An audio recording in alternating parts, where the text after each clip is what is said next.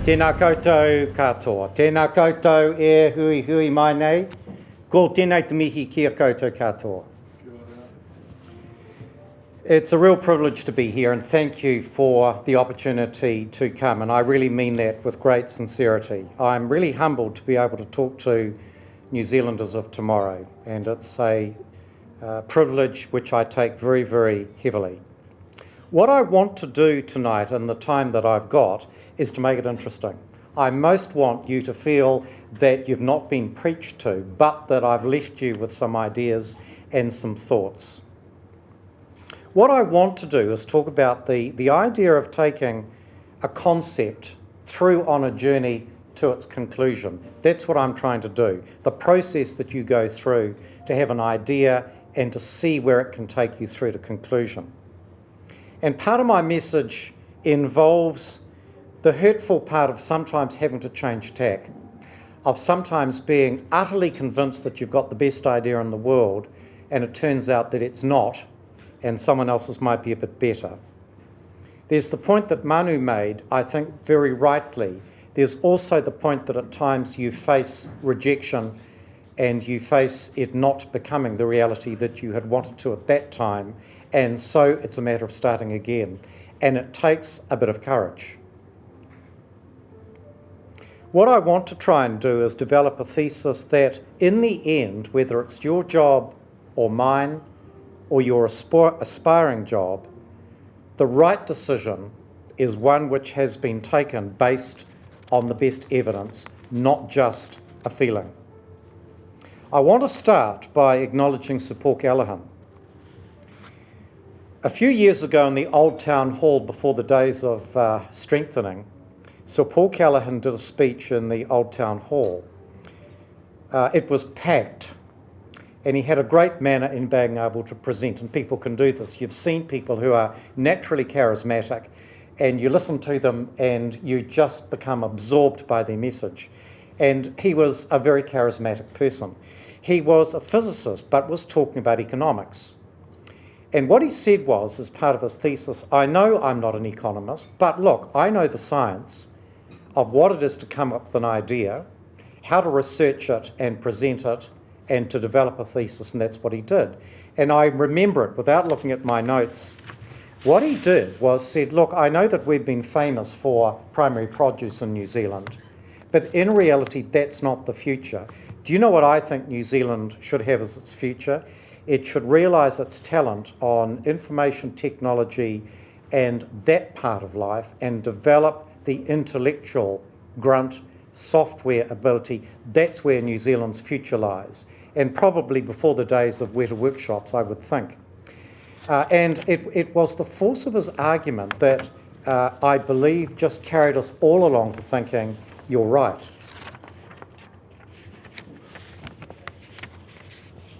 When I heard him speak, it does remind us that this is a pretty great country. Now, I'm not a politician about to get into a leaders' debate on how good we are in this country and who's responsible for it, but it's not a bad thing, bearing in mind our small size, to look at just how well we do in producing people who are famous and who have started with an idea and it's gone to something big. It's not just the knights like Sir Paul Callaghan and Sir Ernest Rutherford. It's business leaders, people like Teresa Gatting, Don Braid, designers like Karen Walker. You know them through and through. They're people that in this small country have excelled in the international stage. And the question is, how do we do this? What is it about New Zealand that enables us to present such good talent? And I'm hoping that for those of you who are candidates tomorrow, there's just a little bit of, not advice, that's a bit paternalistic of me, but I hope when you mull over what I've said, there might be some resonance of the way you go about communicating tomorrow with the passion that you've got and what you really believe in. So the Chief Ombudsman and the role that I've got, I take it really seriously, and I just want to say that to you all. I should never lose sight of the fact that no matter what privileges I have in speaking to occasions such as this, our most fundamental work is for ordinary New Zealanders who haven't got a fair go somewhere, and they've come to us because we're the only avenue that they can turn to try and get justice and a result. And it's something that we must take incredibly seriously. And in the past year, those of you that follow us a little know that we've looked at prisoners being restrained with tie-down beds. We've looked at an autistic adult confined almost in solitary conditions because of his autism. We've looked at a range of things, including school closures, where we don't think New Zealanders have had a fair go. So our motto, and it's one that I want to start with, is fairness to all. And I want to talk about how we've made that a reality. I've just got a couple of PowerPoint slides, not many. I decided tonight I didn't want to use PowerPoint, but I do want to say this to you. So there might just be a couple of things on here that I want to go through with you. So what I wanted to do when I started at the beginning of last year was to say to my staff, what are we about, guys? What is it that epitomises our office and what we stand for? And I want to explain this to you. First of all, the idea of the mountain to me is the peak we should all aim for. Simple as that. The next thing is, how do you get to the peak? And the idea about the mist in the foreground is that you can get a bit lost and you've got to concentrate to get there. The other thing is that in the average tramp you can do, you can head off in all sorts of directions if you want to, but you won't get to the mountain as fast as someone else will. So you've got to keep your sense of direction.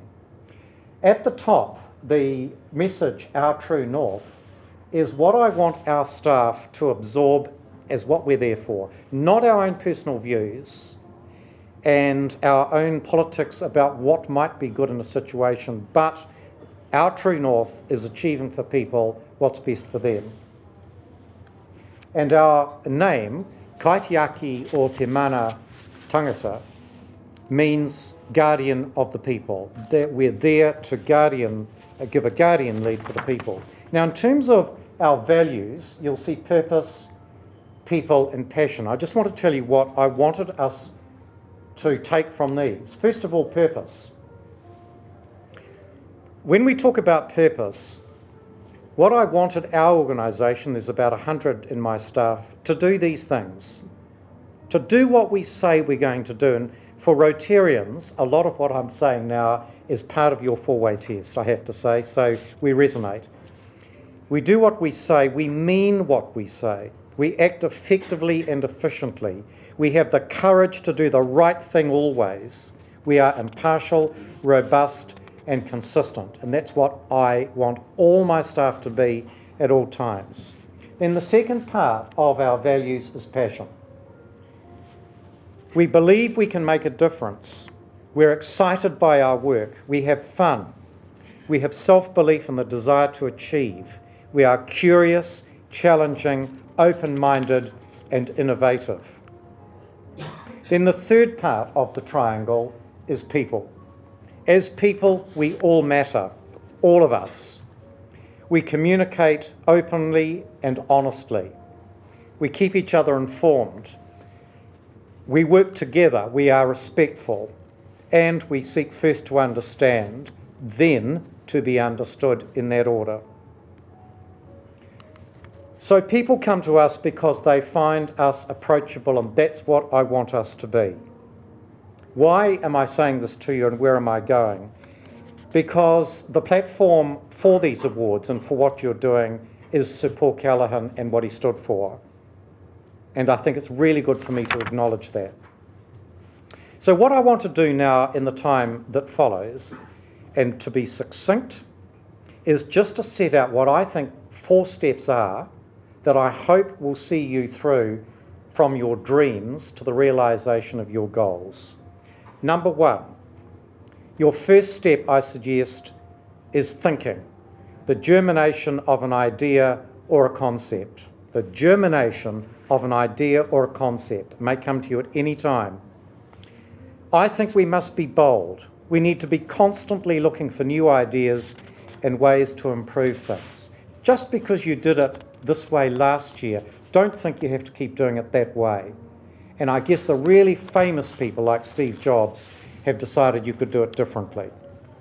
This can mean courage because you'll be laughed at times initially. You'll be putting something forward that's out of left field, not mainstream.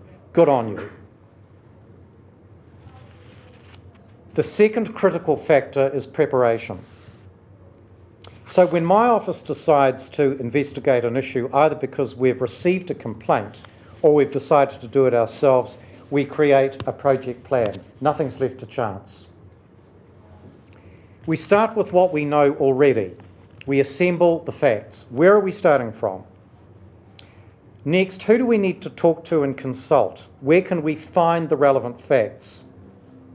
In other words, the research that we need. I think part of this process is fairness in the way you go about your research. We ask ourselves in our office at this early stage whether the execution of our project plan will give us sufficient information to make a fair decision, and if it doesn't, you've got to start again. Once we've assembled all the information, we debate the pros and cons, the maybes and their maybe nots. This is when your ego can take a knock. This is the New Zealand way, I suggest, and long may it continue. There's got to be a decency and a respect about debate and argument, but at least in this country you can do it and you're encouraged to do it. My third factor is integrity and process. And this is the stage where your values and the values I've been talking about can be put to the test. Why am I saying this? Because as we develop an idea, and I will admit to this, as we develop an idea, our enthusiasm for it can actually prevent us from thinking clearly. It can stop us from adopting better proposals, or worse still, it may lead us to stray from where the facts are actually leading us to. So to discover that you were wrong after having such a passion for an idea can be a very disarming exercise indeed, very discouraging, depressing even. You may not have necessarily been wrong. It's just that someone may be more right, and there is a difference. You may need to alter your point of view. So the test is at times, and I reckon this is a really important one, when do you stand your ground and not give way because it could just be that you're right? And when do you give way because you think that you may not be? And that is where the rubber hits the road. So to be single-minded or bigoted is just as bad as giving way far too easily. My fourth and final critical factor is about the integrity of the decision itself and the way we convey that decision to the people affected by it. And I guess the judges here tonight will be doing this very exercise tomorrow because you will be judged by those who have formed a view. And how do you convey to people what your view is and the decision you've made? Well, some important things here. New Zealand and what makes us who we are. Very distinctly, we are a country that by and large is free of corruption. It's free of undue influence.